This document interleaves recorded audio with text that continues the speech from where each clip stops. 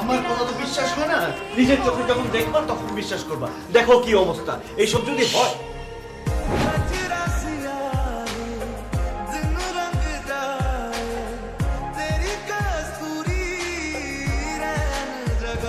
কোথায় তোর বৌমা? তুই তো নামাজ পড়ছিস।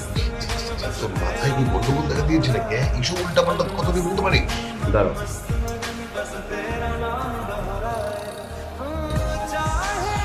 আরে মা, বাবা, আপনারা এখানে?